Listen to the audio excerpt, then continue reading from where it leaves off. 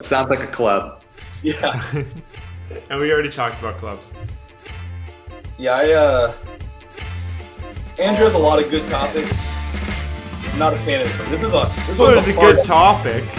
This is a hard no. It makes me angry. That's how much I think it's a good topic. I just want to tell my computer to leave right now. Hey, what's up, everyone? Welcome back to another episode of the Rally Podcast. Coming at you again on our tri-weekly schedule. Please excuse this nice bright light on my forehead as the 3 p.m. glare is not really kind to me. But anyway, I'm Mike here with Logan, Cornelius, and Shaun Boyer, and we got some fun topics for you today.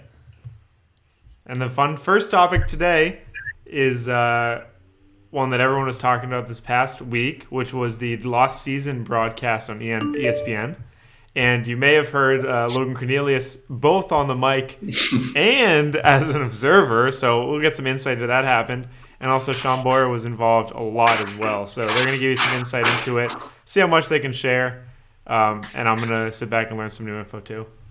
Yeah, well, so going into this year, 2020, we were planning to kind of bring broadcasts more internal company-wise, because we'd worked with some ESPN suggested production companies in the past, and it's something we just want to get better at.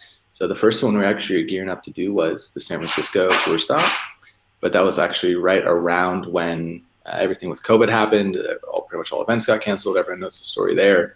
So we were brainstorming ways throughout the year when stuff sort of smoothed over a little bit of how we could bring teams together in a safe way and still create a broadcast and have this almost like mock tournament to make up for lost time or the lost season, if you will. And so for this first episode, which we filmed, what was Logan, in August? August, September. August. Yeah, so a few months ago, we brought together a handful of top college teams and had them duke it out. We did interviews with them. And it was just a really cool experience to be able to get everyone together after being tested and create this thing. It was myself, Nick, Logan, and Nora who were sort of manning it from the spike balling side. Logan got the privilege of being both an observer and a announcer and commentator, which was cool. But yeah, for us, just holistically, it's like us trying to learn as a company how to display the sport in a way that is entertaining for people, not just for our tight-knit community, but for the broader audience.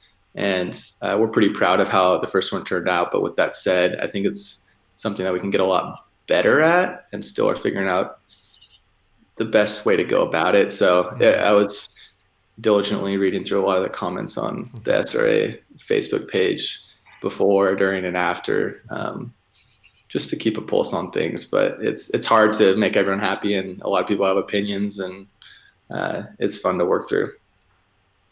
Yeah, and like Shaun was like the director of it all, so it's kind of cool seeing him take over and kind of cast a vision on making it all happen. And that was exciting to see, just from a different point of view, and just seeing Nick kind of be the producer role and Shaun be the director role and kind of make it all happen and plan it out. And just even to like see these real games go on and people competing, and then how it's all pieced together and made into a storyline was exciting to see. And yeah, it was fun to be a part of it however I could. I enjoyed it a lot. So it's cool just seeing us try it in different ways. And again, it's really like, I feel like Shaun's baby putting it all together. So I really I'm there and I'm like, hey, tell me what to do and I'll do it. So Well, you did it all. I like being along for the ride.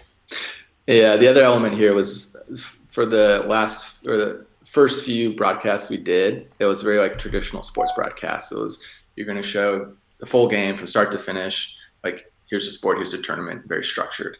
And going into the lost season, what we wanted to do is encapsulate more of the storylines with the players and have more of the interview elements. And I think we're going to keep trending that way, because we think there's a lot of great personalities within the community and just the people involved. And I think intuitively, the more someone cares about who's playing, the more engaged they will be with the actual sport that's going on.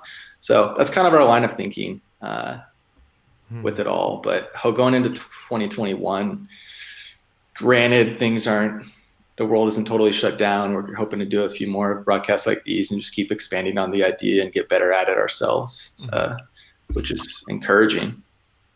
Yeah. To go with the story, you had all the interviews. I wanted to ask, how long did you interview everyone? Were you just like in there for hours trying to get some good sound bites? Well, so for the last season, the first one that just aired, we did interviews and the gameplay all on the same day out at the same site. And so like teams would interview and then go play, and then we'd like cycle people through, and it was like a day-long thing. For the one we just filmed in Texas, which is going to air in mid-December, we did a whole day on Saturday, which was like 6 hours with teams, just sitting in a room, like bringing them in, talking to them, trying to get like pull out these storylines or themes, whatever you want to call them. And then Sunday we did all the gameplay filming. So we're that structure was a lot better because we weren't so crammed with time. We actually had the ability to sort of meet the players and learn a lot about them, and it was a little more stress-free. I'm going to say to the viewers, Shaun's connected to it, so he's low-key about it, but he just announced the second one. That's true. That's like you remind me of Tom Holland. Oh yeah, when I was filming Spider-Man 1. Oh, not that there's a second one. Not that I filmed more than one. Yeah, I guess. But I mean, but that's the end of the broadcast. The end of the broadcast said to be continued, and you're saying it is to be continued. It was at Texas. We'll see what else that brings. But no more spoilers other than that, and should be up in December. I'll give one spoiler on the second one. So we invited 5 teams to come out to Texas, and we invited 5 because there was a chance with all of our precautions we were doing with testing that a team might test positive for COVID and not be able to attend. And that's actually happened with one of the teams, and they couldn't attend. So we were fine and had 4, but I'll leave the people to speculate to that, what school that was or what school went. But yeah, that's going to air mid-December. And I think it'll be even better than the last in terms of just production value and how it's all pieced together. You're going to have to do one next year called The Lost Season. Yeah, we'll add it to the docket. Yeah. That's how we're going to get our views up, is we're going to start getting Shaun to drop hints about different things in the middle of the episode. Last listen. I'll start dropping some Spike Ball limited edition knowledge. This is how we get everyone here. Yeah, I don't think I really have. I don't think anyone cares about what I do, so I don't have anything to be here. I was trying to think of something, but I couldn't. Yeah, exactly. Same. Hey, you got the college schedule for next year. Yeah, I guess I do have that. Yeah. He's wearing a Cowboys jersey. Is that a hint? It's not a jersey. Not a jersey, also. I don't know. I'm just thinking. But I enjoyed the last season. I think when you try to do the more storyline aspect, I like that because I think you get to know the people. I think what's interesting is it's kind of that hybrid between documentary and live game, which is kind of interesting. Like, it's not. It reminded me of I don't know what other things, but like the Bruins used to do it, the NHL used to do it, where like during the playoffs, it would be like off the ice stuff, and then they would do the games, but from like a very impersonal view, like down on the ice or all that stuff. And so this kind of, it wasn't like that, where it's not completely personal from the perspective of one team. It wasn't completely like just a straight broadcast. So I like the hybrid, but I'd also be interested to see like, if we did a very, is it biopic or microscopic view of one team, like what would that be, right? Like if the entire broadcast was no high angle stuff, it was straight views of Ohio State all day. Like what would that have looked like? Yeah, like a not necessarily a documentary, but a documentary feel about it following one team. Is that kind of what you're saying? Yeah, right. Where you're just like following one team all day, and that's all we care about. Yeah, it'd be cool to do once seasons come or the tour stops come back. Do we follow around whatever the reigning national champ is for a year and just make a docu-series on their progression through the sport and how they perform and approach it? Right. That would be pretty cool. I think there's tons of cool stuff. I love the hybrid approach between the two to get to know people, but also make it more of a broadcast. But I'm also just super excited to see where it goes in the future with everyone. Yeah. And I want to touch on commentating a little bit, because I know there was a lot of talk in the comments for excitement. Like I may not be the gold standard, but I'm hoping to at least be aluminum. Oil. But yeah, what, Shaun? You can finish your thought. I was gonna say I liked all the comments about like wanting more excitement and like reacting to things. And I think that's one thing that was interesting, because obviously like I was observing day of and we filmed afterwards. So, and no, I didn't remember every play, but there was a lot of like I wasn't watching the game for the first time, which was an interesting way to look at it. But I think the excitement part of it, Shaun, you've obviously commentated as well. Like, how do y'all feel that roundnet should be commented? Because I know there are a few different views on like whether like it should be hype, we should be getting loud, or like it should be like tennis. So I think it's tough. I do think that because I've done it a few times for ESPN, and I think I learned a lot throughout it. And it is tough to find that balance between like explaining the sport to someone who's never seen it before, and then also talking to the audience that like fully gets it, and like holding both those hands and like making it watchable and entertaining for both. So I thought you did a great job for your first time, Logan. I think that there's always going to be ways that we could do it better. for sure. But it's tough to walk that line. And the excitement piece of it, one thing I like, the one point, I forget who made it, but it made a lot of sense. It's like when Chu hits that reverse cut serve, it's like that excitement needs to be there, because the average viewer won't know how special that is. Yeah. But to your point, Logan, we did do commentary in post. So you knew that was coming. You were observing the match. Yeah. And so it's like, it's hard to make that feel authentic and real when it's not in like a live situation, but it's just something that we're working through and we're getting better at. Yeah. I when I'm thinking about it, I think it's hard, because I think you can't feign excitement. You have to really feel it.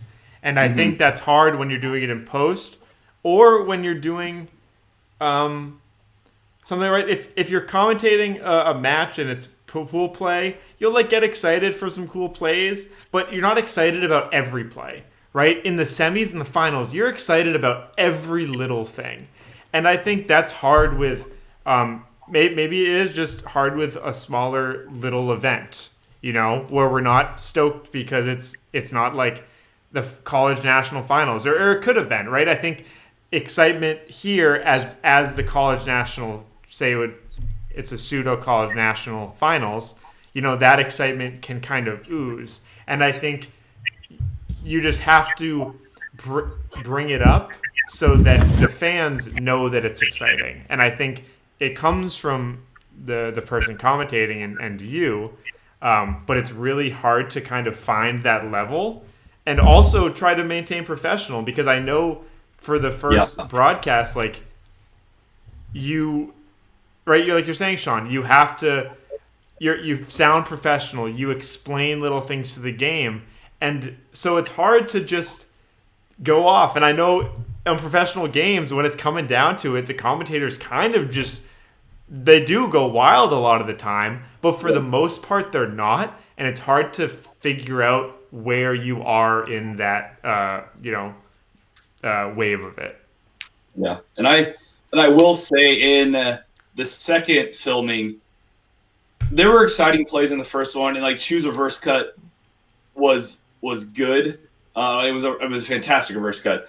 But in the second filming, there were a few plays that got me out of my seat, whereas there was a lot of exciting plays in there. So there were some that got me out of my seat in the second filming. So it'll be exciting to see those. And I think one thing too, I think it was like when obviously I'm a big football fan. When Tony Romo transitioned to be a commentator, there was a lot of like people didn't like the way he commentated, but then slowly like he like became one of the best commentators in the game. Like he had that like childish excitement about every play, and then obviously like he started like predicting what was going to happen. But he commentated a different style. So I think just working with him, trying different styles is you can find what kind of fits it. And I think there is a lot of people like that are in the community and ingrained in the community. They're watching games in a different way than the majority of people who are watching those games on ESPN. So it's to Shaun's point earlier is how do we find something for both? Because even like on our Twitch streams, like that's a very like distinct community. That's people who sought it out or watching it on Twitch. Whereas like on ESPN, that's a completely different community of people who are watching. So it's an interesting way to how do we find the right way to do it? I have one comment here, and then I think your original question was how should RoundNet be commentated, which I think we didn't really answer. But the first thing is I think a lot of the accessibility, right, Shaun, when you were doing color for the first two, and Logan, you did it a lot where Marshall was asking you questions, but a lot of it is, you get the call of the hit, right, that he hit it through him, and then you get Shaun to come in and say, you see here he opened his hips to do an open shot to push around. Like, I think that is where you make your money, right? That is where the first person brings the excitement of the play, and then the second person explains what happened to the viewer, and it may not be low level, right? You may call it a push shot. You may call it a pull. You may call it a flick. You may say a body up or all these things, but at least like the basic content is there. Like, there he waited a little longer so that he could push it low around him or something like that. And I think that's a huge aspect of commentating RoundNet is like we have such little time between points, so a lot of it really flows from at what happened. And I think what I think is important is you don't have to say everything. You can just you don't say nothing, but it's okay if you miss things. I remember back in the day when I was commentating top 10 plays, and it's like, all right, well, this is just exhausting. There's too much going on. But you can just like wait for a second and kind of see the hit, or that's a good chance to build excitement because you're like, are they going to get it on? Right? You don't have to like say, and he hits it with his right hand from a distance. But anyway, but I think that's the big thing where it flows between what happened and the explanation. And I think if the energy is matched between the two, then you have a good pair and a good broadcast. Yeah, and we're taking a lot of this to heart in the sense that for the second one, we want to take those points where we feel that there's like an educational element to the actual sport, and then show a number of replays from different angles, and have whoever the color commentator is come in and explain the nuances and like delve into it. So hopefully that gets us a little bit closer to where we want to be. And yeah, I think the kind of what you're talking about, just with the professionalism while also having the right level of excitement, is important. Mm-hmm. Yeah, it's a challenge. We're learning. That's all. I mean, this is for perspective. This is the first time we've ever done this like in-house, completely produced and directed by ourselves. So. And it was really well done. Directed by Mr. Shaun Boyer. Yeah. Well, it was a team effort. So we're just waiting for the SB now, right? Yeah. I want to say, like, kind of go what you got with that was, like, there was a segment explaining, like, serving, right? And there were some other things like that. And I think those go a long way. Of course, when someone puts on ESPN, they don't always often watch the full hour. But, right, that does a lot to it. And similarly, you could say some things about, the reverse cut or push shots or something. And you could show, like, 3 highlights of those things with the commentator kind of explaining it. And having those interjected into the broadcast kind of explain the game at a deeper level as it goes, but doesn't have to do it, like, every time something happens. Yeah, totally. Yeah, love that. So we got 2 more topics. I think this one, we'll try not to tangent too much. We'll see how long it goes. But this is a funny one brought to us by our producer, Mr. Andrew Gasaway. And at first, So he brought up the concept of 3-person teams, and all three of us first thought he was talking about 3-on-3. And I was already spinning. I was like, all right, well, I played in a 3-on-3 with sides in a bounce tournament, and like I was the setter and I received every time, and Ezra was like our lefty hitter, Nick was our right. We had everything going. Not what he's talking about. Scrap that. And I think we've already talked about that before. What he's talking about is having multiple people on a team that can sub in and out during a tournament, during a game maybe. And Logan, are you shaking your head or are you just waiting patiently? Well, I was shaking my head in my mind. Apparently I was doing it. Apparently I was in person too. So we'll see about that. I'll pose for the first question. Do you think that there would be a future in which there are more than 2 players on a roundnet team? I'll put it this way. Maybe there's somewhere in the multiverse, people are playing with 3-man teams, but I don't see it as a future. And 3-man teams, 2-on-2 roundnet with 3-man teams just sounds like there's someone who's spending a whole day not playing a lot of roundnet, and they're going to go talk to the GM and they're going to want to trade. They're going to want to go to a different organization, get out of there because they're not getting the playing time. The games aren't long enough. They aren't tiring enough. Are you telling me when you're in the finals, your arm's feeling fresh? I mean, it doesn't feel bad enough to I need to sub out. But also, I'm not a serve baller, so I don't really know if I can answer that question correctly. Yeah, I think that I could see a future where we have solved the rally problem. Each rally is now going a minute long, and the endurance of players fatigues over the course of a tournament even more so than it does today. Maybe that would warrant substitutes, but even then, I think most players are competitive enough to not ever want to be subbed off or sit on the sidelines for an important time in the game. So it'd be a hard case to make. Mm-hmm. I'm thinking of a cool situation here, right? So we got Chiswick Showalter plus Ryan Fitzgerald, 3-person team. We got on the other side, we got Boisterous, Preston, and Caleb plus Clark Marshall. And for some reason, I don't know well enough in this analogy, but essentially it's like, okay, Boisterous took us game 1. Let's throw PJ. PJ got blown up on the serve. And it's like, okay, let's surprise him. Let's bring in Fitzy.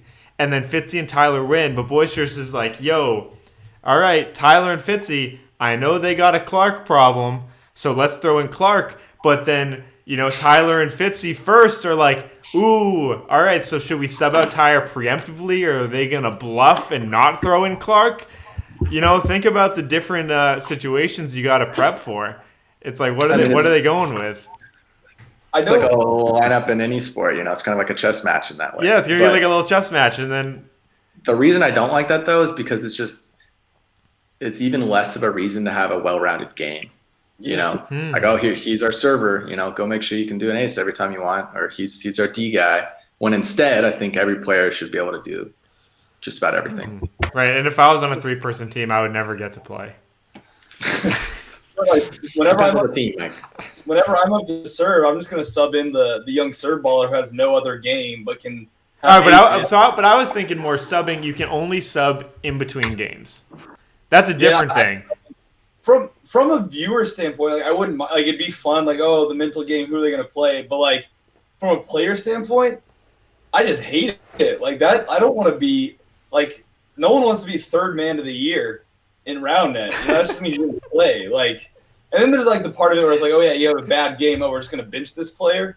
And it's no, if you have a bad game, you want to keep going and make up. And if you have 2 bad games, you're already out. So it's at that point, it's not long enough, and there aren't enough people, and it's not I like Shaun's point. If rally isn't going a minute long in the future, I think we may actually need subs. That's a long time. What about a situation where you can sub mid game and you miss you double fault 3 times in a row, and you're like, all right, I need to I need to be out of here, and you go on the bench for a few minutes, and then you come back in, and you're feeling good, you're loose, you did some warm up serves on the bench. Yeah, I mean, people want to make a career out of playing 3 points a series. You know, like Your closer. He comes in, he has a 10% serve, but you need it. He's coming in at 2019 because it's a guaranteed ace. Yeah, maybe. I think we're more likely to go the coaching route before the 3-man team route in the near future. Yeah, I agree. All right, what about 4-man teams? That just sounds like 2 teams to me. That sounds like a club. Yeah. And we already talked about clubs. Yeah, Andrew has a lot of good topics. I'm not a fan of this one. This is a good topic. This is a hard no. It makes me angry. That's how much I don't like this topic. I just want to shut my computer and leave right now. That means it's good topic. Honestly, I love it from a lazy perspective. The days are too long. Sometimes my arm hurts. Sometimes I need a breather. I'm thinking because, playing flag football, I run a couple routes. I'm calling someone in. I need a breather. We have some games where not everyone's there. We're playing strict 5-on-5. I'm covering the QB every time I can because I'm not playing DB every time. So I'm thinking roundnet. Ooh, I played a couple pool play games. I'll set this one out. You guys got it. Except one go route in football is probably the same amount of running as an entire tournament in roundnet. But except for back in the day, we used to, when you played defense with Ian Golembeski, essentially you would start up a scheme, but essentially, which definitely is used today, but essentially it would involve just sprinting to the other side immediately, and you do that every time. Especially when people are getting 1, 2, 3s and you're completely out of position, you're just gassed. And you're like, what is this? 1, this defensive scheme isn't working. 2, it's making me worse. I'm getting tired as we go. But anyway, okay. Hard nose from you. I'll bring it up with the board. I'm probably down. It's probably going to get approved. So everyone start picking up your third player. We're going to start a team right here, us 3. But they don't want to sub out, so I'm just going to be there for the glory. I will gladly be 3rd man of the year, Logan. Yeah, I don't think we're going places, so you're not going to win much, man. Yeah, I think we gotta wait for the serve ball era to get fixed first. Yeah, well, you'll just win the San Francisco tour stop because you're the only 2 that can attend. All right, I'm down. Beautiful. All right, guys, last topic here, and it was a very wholesome one from Andrew. Logan also hates this topic. That is not true. This topic is, Andrew said, to give some thanks, as this should release on, the day before Thanksgiving. So give some thanks for some things in the roundnet community we're thankful for. Don't have too many, but I'm sure I can scrap up a few and show some thanks. I'll start with one thing I'm thankful for. I think similar to what we were talking about with the broadcasting is I'm not the biggest sports guy, but it's very cool how excited I get watching roundnet. I just I'll just get up from my seat or I'll have to pace because I'm so nervous. And I don't really get that in a lot of things. So it's so great that I have that in roundnet. So I'm thankful for the game and also the teams and the people that just make it exciting. Yeah. Just imagine you pacing in front of your TV watching the latest broadcast. I'm going back and forth. I'm like, Logan, you better call that a pocket. Nothing but great calls there, though. Yeah, nothing but good calls. Yeah, I'll go with. I feel like I gotta go with the taser shot. Just gotta have that thankfulness for the Texas community and Brian balling out, and obviously I'm not in there, but still doing a lot with taser, and a lot of the guys just in the community really owned it and helped grow the sport this year and just develop it. And even with everything being crazy, being able to pause things and find a way to run things in a better manner. Just a lot of people step up and had a couple of people interning for us, Luke Mowry and Germ Porter and Matt Cole. So thankful for them because they've been running marketing for us and helping like grow the sport in Texas. So just that, it's been cool to see it on a local level, the sport growing as it's been doing a lot of the country on a local level, and seeing how people like are really owning it and wanting to see it grow, which has been exciting. So definitely thankful for that. It's a good one. I'm thankful for probably what a lot of people are, just the people within the community. I haven't been in it for so long. A lot of my longtime friends I've met through the years and are still friends with through spikeball. I mean, even really, I met my now fiance through a mutual spikeball friend that I probably would have never met otherwise. So, yeah, a lot of little things like that. And then both personally and professionally, what spikeball has done over the years for myself is incredible. So I will be eternally grateful for this product, this brand, this community. It's funny when you forget that you met the friends through spikeball and roundnet. Yeah. Like, I'll be like, oh yeah, it's my friend, like I think my friend Tony, right? Anthony Wrench. We're just great friends. Do we play roundnet? No, we haven't played roundnet together in years, but we're still great friends. And I like forget that we met through that, and like that's kind of the reason we're so close. And also it's strengthened, current friendships I have. But it's so funny. Like, I feel like all the time I'll be like, oh yeah, I have a friend in blank that lives in blank and does this. And then it's like, how do you know them? Oh, through spikeball. And I'm like, there's so many people that I've met that I forget that I just don't have friends randomly all over the country. I met them through something. Yeah. Big network. Yeah. It's such a unique thing too. Not everyone has that. So it's cool to be able to be a part of that for sure. Yeah. Yeah, it's cool. And truthfully, it's cool to just be at not kind of the beginning of something, see the stuff. It's the first ESPN broadcast, only 6 years of nationals. It's pretty crazy. Yeah, it is crazy because like someone would say like the beginning was 6 years ago, but I feel like we're still so early on in what this is going to turn out to be, which is kind of crazy to consider. Yeah. I'm thinking about the Olympics in like 40 years. Yeah. And for some, at that point, we'll be like, all right, this is just the beginning. This is just the beginning. All right. Everyone in the comments, tell us what you're thankful for. Keep that wholesome train going. We need the wholesome train. Well, guys, we'll wrap it up here. You got some lost season insight. You got a hard no from Logan on teams, and some wholesome thankful stuff. And we'd love to see what you're thankful for in the comment. I perceive we'll get a Andrew Gasaway is nasty comment in there.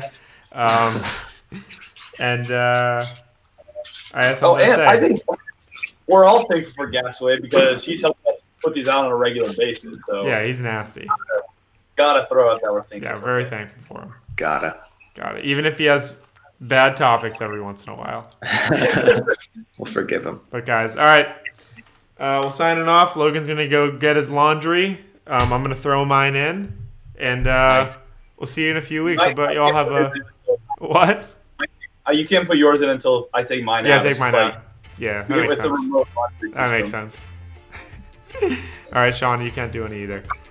Bye, everyone. Hope you have a wonderful Thanksgiving and a safe one, too. We'll talk to you soon.